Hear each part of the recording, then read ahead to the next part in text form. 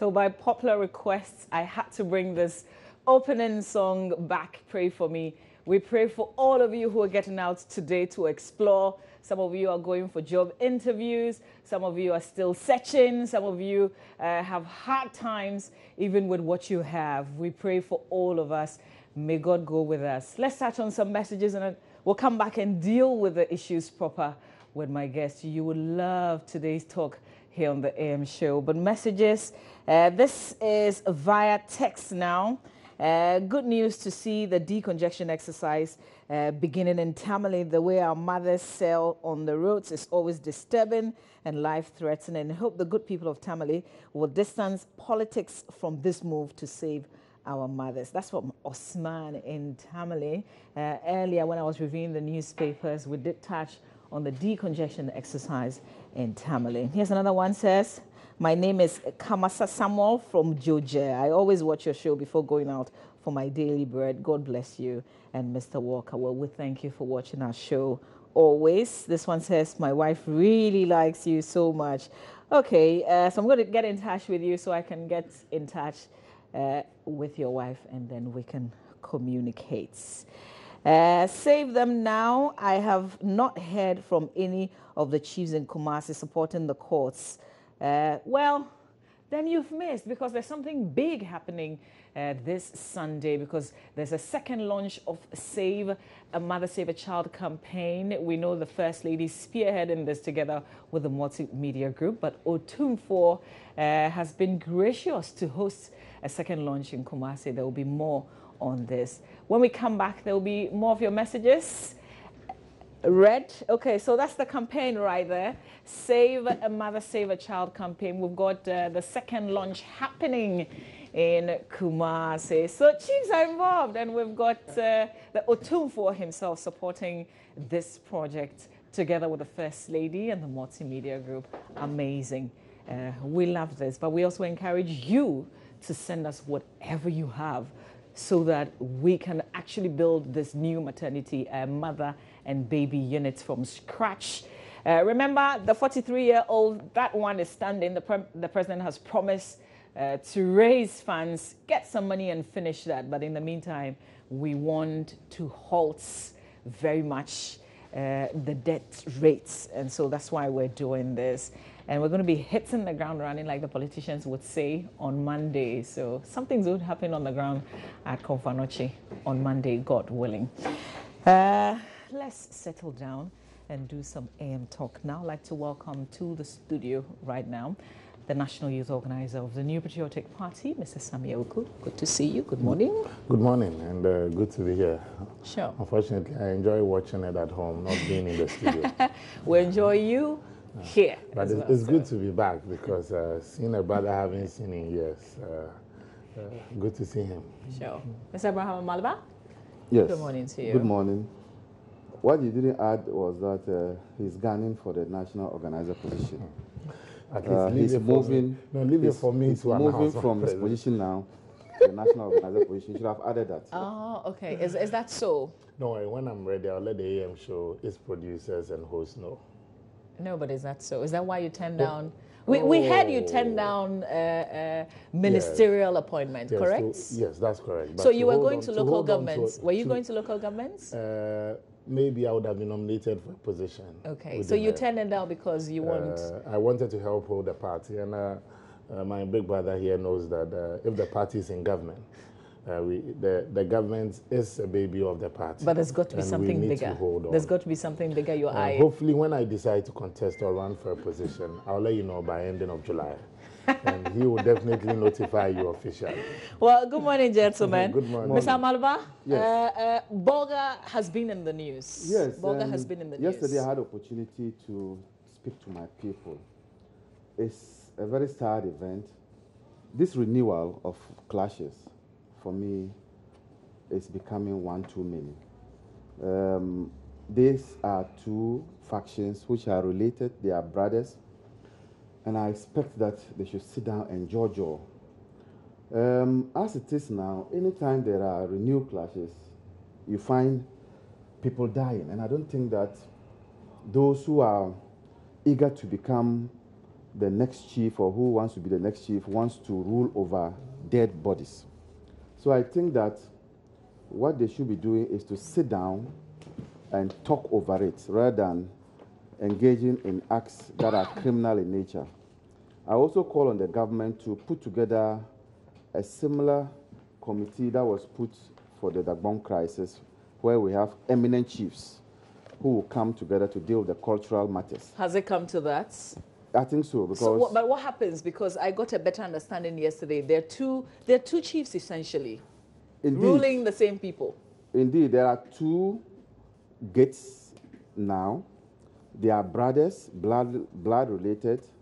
One has gone to the Nairi in Mamprugu to enskin himself. The other was enskinned by the Bolga Traditional Council.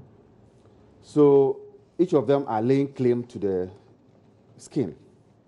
And so that is where the issue is. Now, who is superior to the other? I think that is what is now the cause of the fight. Who should be recognized is now the cause of the fight. And I think that this would not augur well for the development of the place. At the moment, the police and army are parading the palace, the area, they call it Atulbabisi. That's the area of the chief, the entire area. And these two factions reside in there. So that has been cordoned off, and there's a curfew imposed, I'm told, around that area. But I don't think that this should continue. I think we should begin to look at other ways of resolving the matter. Culturally, let's bring some eminent chiefs together to see how... Do you belong to any of the factions? No, I don't belong to... But those of you who come from the area, what can you do? Is to speak to them and also discourage them from engaging in those acts of violence.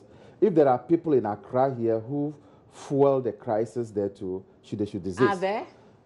Sometimes we hear that people... But this is your town, so if there's something happening, you would know. I know that in some areas it does happen, but in the Bolga crisis, because it has not been a protracted crisis, I don't think we have gotten there yet, where people in Accra here sit here and then buy ammunition for them.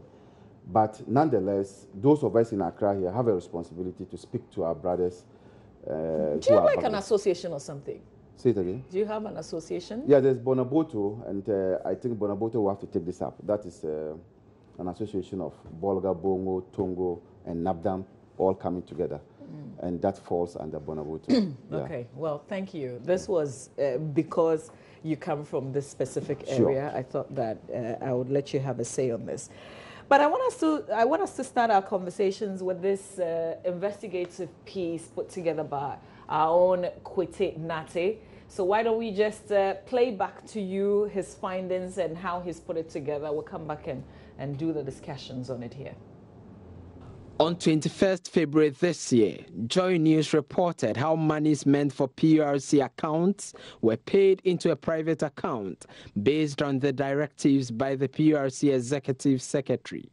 It was close to 500,000 cedis. And the chief executive volunteered that the money should be paid into his account. So he gave us the account number and the branch to pay in. And I did just that as a lawyer worker. The investigations also highlighted how the commission paid $400,000 for software and ancillary services by sole sourcing and without withholding tax.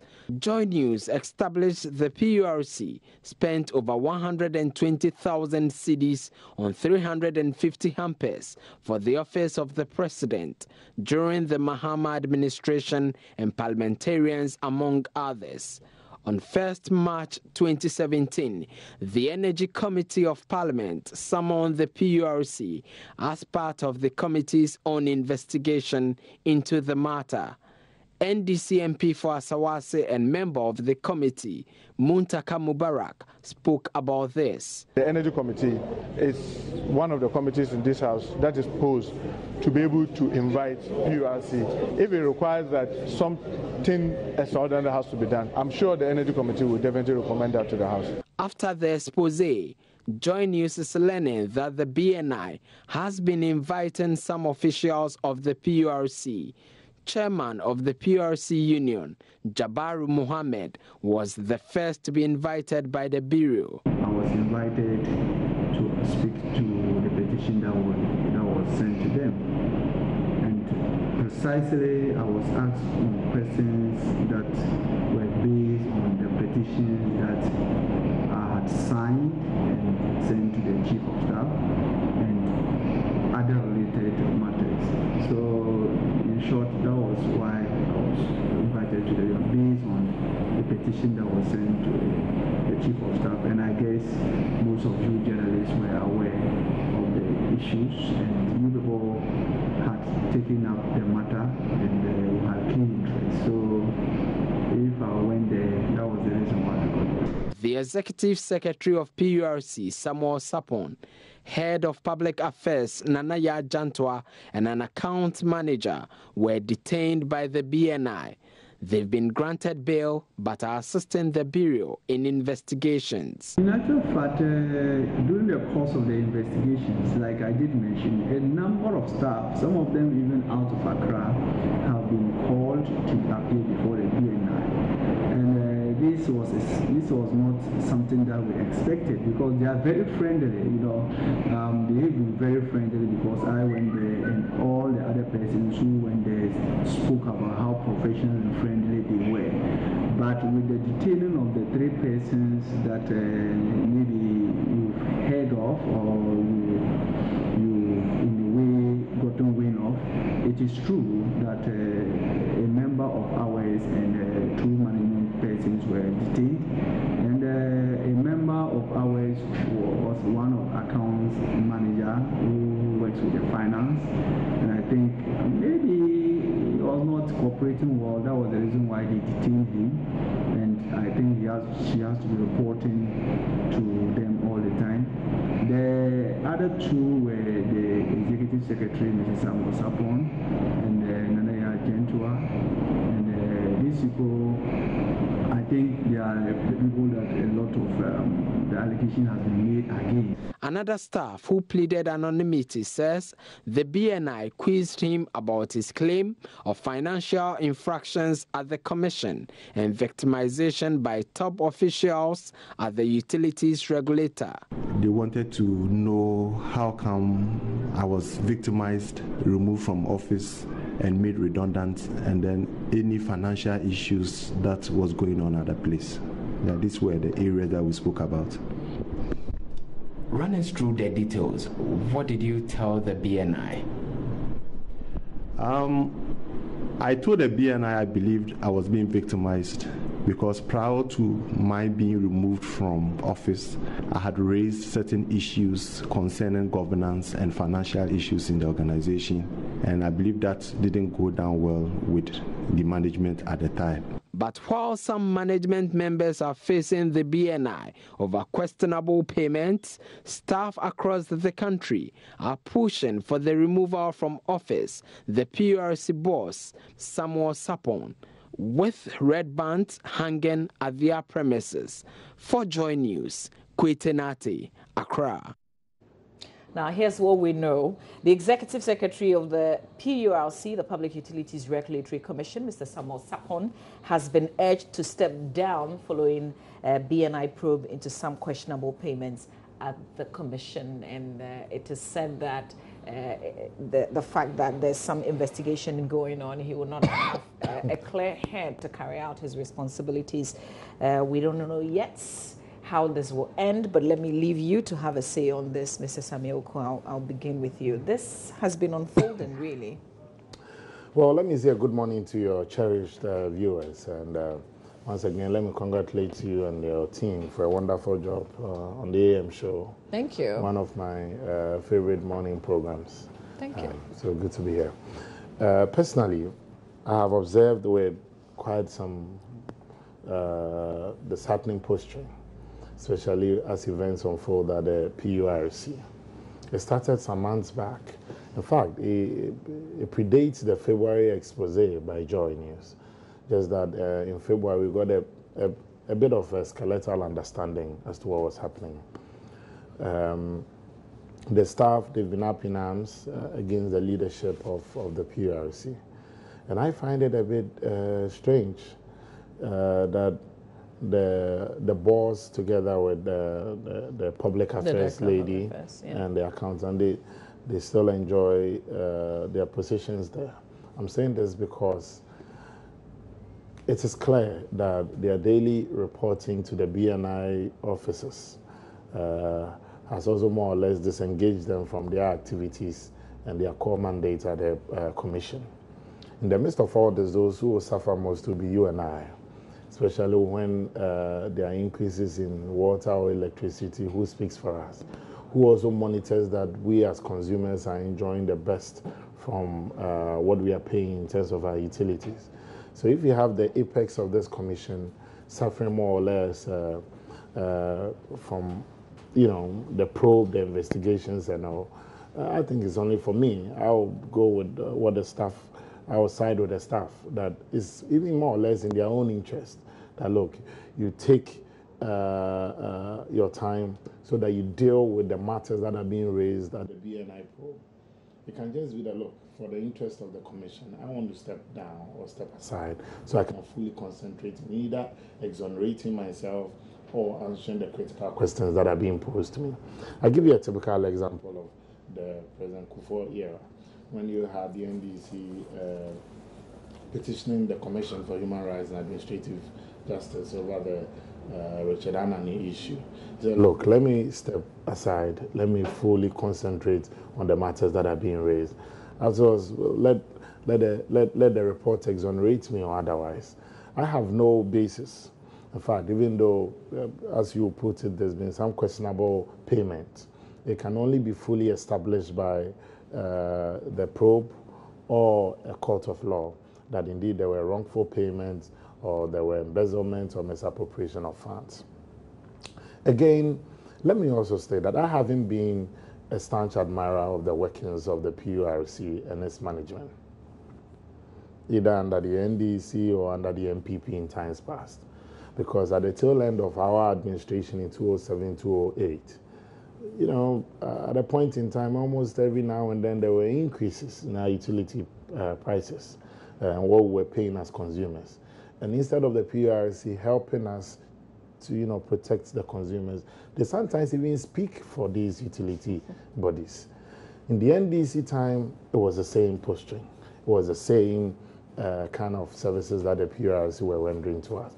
And I do hope that under the Akufo-Addo administration, it will be a departure from what we've experienced at the tail end of the NPP administration, the previous NPP administration of 2007, 2008, and also under the Mills Mahama era. It has been worrisome. And I do know that all that is the Public Affairs Directorate, they were notoriously noted for the PRC, they were notoriously noted for, who will be to take a chunk of media personnel, the creme de la creme of you broadcasters and media, I don't want to use cabals, media gurus, house them in some of the expensive hotels in Koforidua, for a full weekend package. And then when they come beginning of the week, you complain your light bills are up and the hosts are looking at you like, Hakuna Matata, no worries. Even when you want to raise Is this an allegation? It's not an allegation. And I can confidently tell you that they enjoyed weekend getaways with the PURC. Even when the consumers were complaining that we're suffering from this doom, but we're still paying the same amount that we're paying. So you surely should know what they were doing when they were on the getaways? Yes, on the getaways. Because when they come back, it looks like even putting the matters before the public for us to discuss was always a problem. And it's dangerous when the media, the fourth estate of the realm, are caught more or less hobnobbing with institutions that are supposed to help protect the consumers, but they're also helping to further, ensure our savage butchering. So what you are saying essentially is that there's some media people who are in bed with the PRC. It was part of their modus operandi, not some. I said the creme de la creme of our media gurus. Such as? I don't need to mention names. From multimedia to the shapers of Peace FM, most. And this is something that you can prove. No, so these people will be taking. I'm not saying it was even wrong. No, I get you, but I just want a better understanding of what you're saying. So these people will be taken on these trips. Yes, then they go ostensibly. They are supposed to understand the new tariff regime that are coming. And then we, the consumers, are left in the dark and still continue to pay. But what's wrong with that? What's wrong with taking media persons to understand your operations? Look, the reality is that were paying higher for our water and electricity, at that point in time, we were not even enjoying our power, our electricity. We were not enjoying them. And I'm saying that without stinging these media houses or media groups, fine, you need to understand their workings and operations. But I don't think I need to be told when my lights are off and I'm still paying for the same amount. In front of Joy FM in some times past, I'm not playing politics with this at all. That's why I've been very charitable and extending even my analysis beyond the NDC, and said in times past from our last days in the previous administration through the Mills Mahama era and then to our era, the current Akufo-Addo administration. I'm yet to see how this, how the PRs will be behaving under this administration, because I haven't heard of any of their workshops and all that again. But I do know. So you're monitoring? I'm monitoring because I think you're making reference to something happening in front of Joy FM. Yes, I'm saying that there were times that in front of Joy FM, you have children with their homework books trying to do their homework at the apex of our doom, so you understand. But that was a very difficult period. That was a very difficult period. Even under those circumstances, we're still paying a high for our electricity, and it never made sense to me. And the only body that could have protected consumers were the PRC. That was the only body that, because they were credited with this whole automatic adjustment formula. But it doesn't make sense whether under MPP or NDC, we are not enjoying the full complement of what we are paying for, but we're paying for it. So irrespective of this expose, you think this is not an efficient PRC? For me, I don't think I've been an admirer of the workings of the PRC. I don't wish them bad luck, though, but I think they can do better than what they're doing. Okay. Because if you listen to some of the payment, look, crime is crime. The sad aspect is that when people are accused of embezzling funds and all that, or misappropriation and all, for us as political parties, I'll be very frontal with you. When the law gets you, whether you're MPP or NDC, crime has no color. And I don't think that you have to enjoy and for me to come and defend. Mr. Amalba, should the presidency step into this? Presidency at this time, no. I think there are institutions that can deal with this matter. To call the president now is too much. But you see, as a nation, what this tells us is that as a nation, we are so much focused on political appointees and acts of corruption within the political space than the public sector. And as we are at each other's throat as politicians, we leave the public servants to be on their own, and these are some of the stories we are hearing. I think that the lens should be focused also on the public sector, and I'm happy that this is happening. For me, as to whether PRC is doing what it is supposed to do or not, will be left to the Ghanaian people. But I believe that... But you're Ghanaian. Yes. You're a consumer. But I believe, and I'm coming, I believe that the main purpose for setting up that institution was to ensure that PRC protects the Ghanaian consuming public from acts of exploitation of the utility providers. Are they doing it well? Have they been able to protect the Ghanaian citizen from exploitation? I think that there's more to do from the PRC to protect us from the exploitation of the utility providers. But when you look at this story as it unfolds, I had opportunity to talk to somebody who was at PRC. And I understand that the issue of the transfer of money into the accounts of the chief executive was as a result of the fact that the accountant who was supposed to carry the money along to Kumasi was having an exam on that day. And on humanitarian grounds, they said that, okay, he could stay and write the exam, but he could transfer the money into... But I thought that for me was neither here nor there. It was against the laws of the Financial Administration Act, for instance. It was against it. So I think that they must take responsibility for what is happening. But you see, As to whether government can interfere so much in the works of the PRC is, for me, we need to look at it again, because I know that the PRC law, the law that established PRC, makes it quasi-independent. And so how do you interfere in the work, knowing also that there's some rot going out there? Do you still call it interference when you know that things are not right there? I'm talking about government. Yes. But if crime is committed, state institutions responsible for dealing with those matters can go into it. But in the meantime, shouldn't there be a step aside kind of notice? And we need to look at the law to know who can deal with that. Is it the board of directors or it is the minister? We must be careful not to do things that would make us look like we are interfering and we are not respecting the law. So let's look at the law and look at whether the board of directors can come in to deal with the matter, or probably if the law allows the minister to do it. But the bigger picture has to do with the fact that as a nation, we seem to be paying lip services to fighting corruption.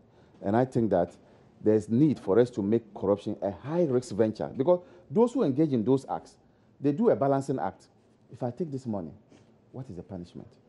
Even if I go in for 2 years, can I come back and continue with my loot?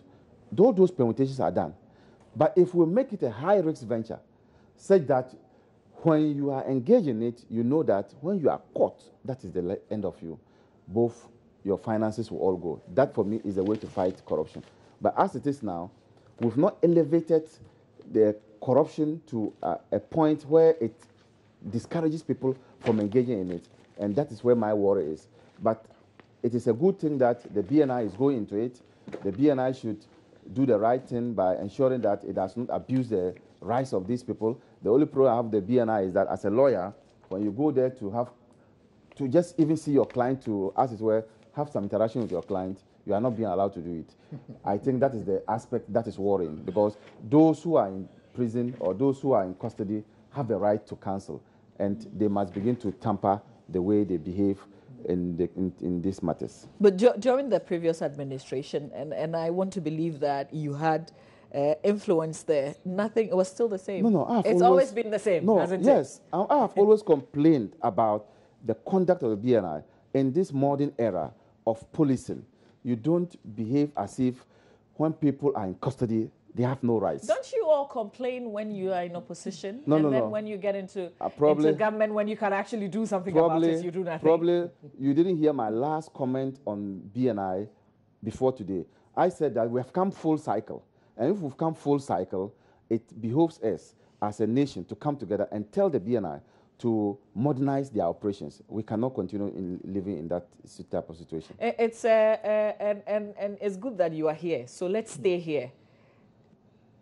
When you talk and you're in government, you can do something about it.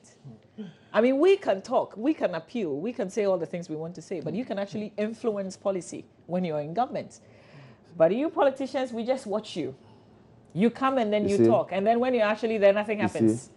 And then you go in opposition and BNI treats you the same way, and then you complain. You see, you initiate reforms at certain levels. And I don't belong to some levels where you can initiate reforms. I can only speak. And so, for instance, if at the level of Parliament, you are supposed to pass laws to ensure that we regulate the conduct of the BNI, I'm not in Parliament.